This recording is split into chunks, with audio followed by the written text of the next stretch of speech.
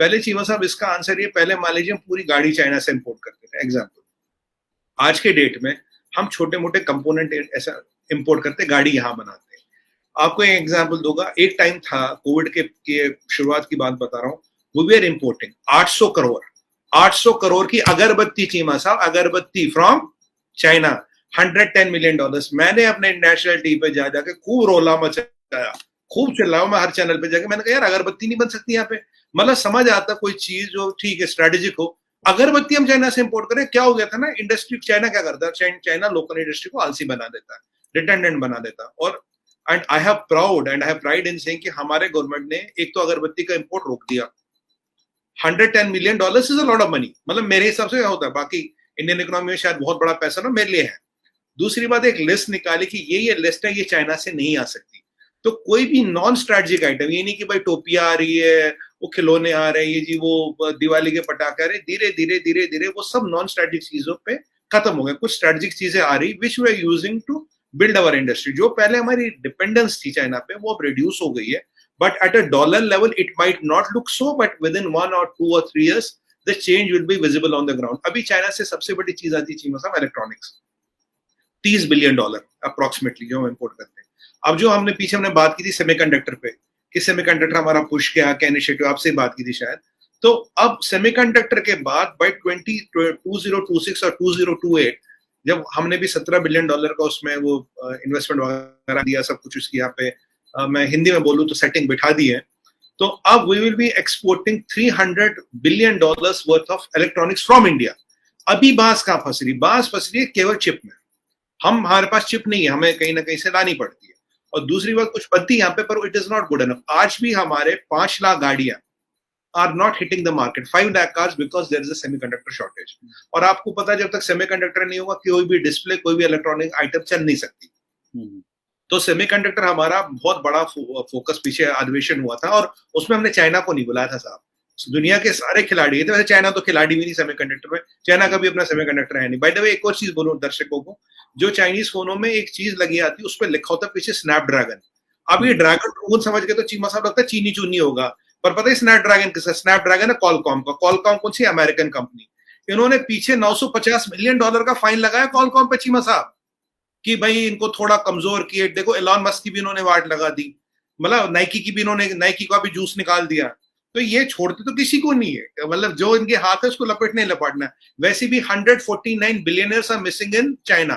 ये Jack Ma जिंदा हो गया, आते इसने सलाम ठोका, बोला मेरी सारी औकात, मेरी सारी मलकियत शहनशाह चाइना की। तब से ये मतलब सरफेस हो गया, जिस दिन ज्यादा बोलेगा फिर गायब हो जाएगा। तो ये मैं आपको फैक्ट्स बता रहा हूँ। तो ये जब चीजें हो रही थी तो ये हमने अब उनको बोला it can not be business as usual. अब भी चीमा साहब हम उसे $50 बिलियन एक्स्ट्रा देते हैं। $50 बिलियन अगर कोई किसी को, तो मैं वही लास्ट टाइम आपसे बात हो रही थी कि मैं तो आपके घर भी आऊंगा, आप मुझे दरवाजा नहीं खोलोगे, मैं दरवाजे के बाहर खड़ा रहूंगा। मैं आपको कह रहा है यार मैं सो रहा हूँ, कोई नहीं सुबह मिल लेना, अगर आप मुझे $50 बिलियन मैं तो आऊंगा ना आपके घर।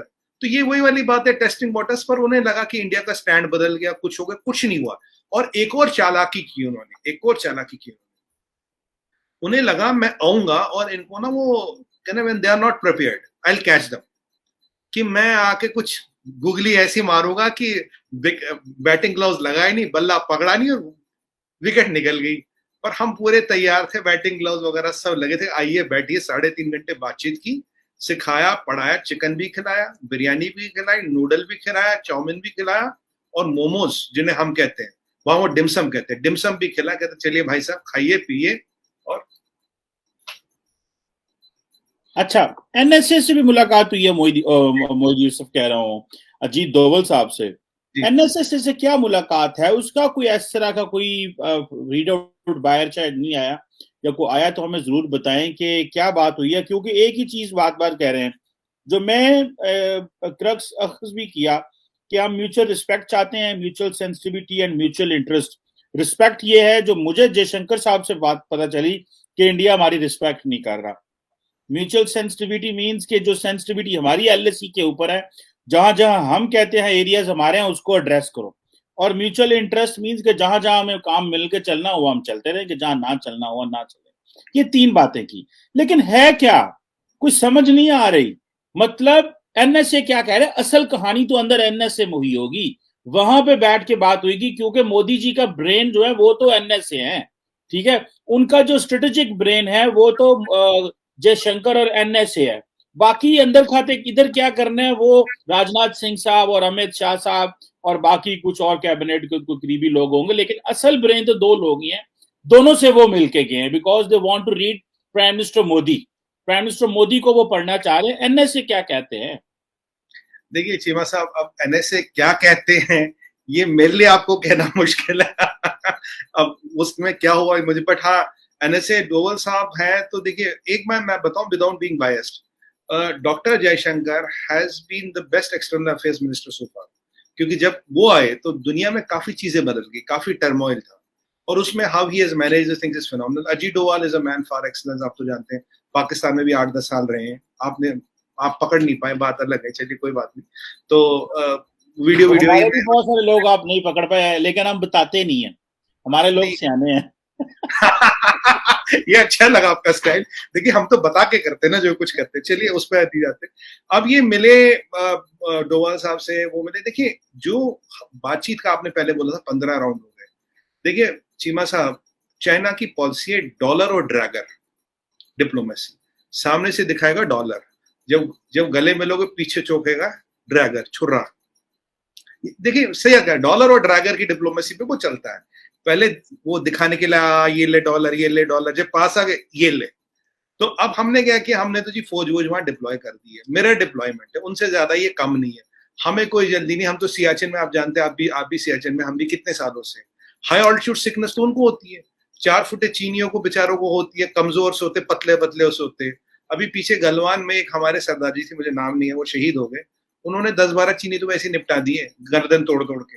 तो कहने का मतलब ये है, हाई ऑल्टीट्यूड वॉरफेयर लद्दाख वद्दाख में रहना उनके फायदे नहीं है। 2 साल से वहां वो मक्खी मार रहे, चूहे पकड़ के खा रहे, मतलब क्या, देखो उनको खाने पीने की दिक्कत नहीं, हमें तो राशन चाहिए, दाल रोटी चावल चाहिए, वो तो कुछ भी पाल ले लो, पकड़ लो, कटाकट कर लो, निपटा लो, तो उन्हें राशन की ज्यादा जरूरत नहीं रहती। चलिए कोई बात नहीं, पर वो वहां ना वो मौसम उनसे सहा नहीं जा रहा, they have no high altitude fighting capability, उनको पता लग चुका है।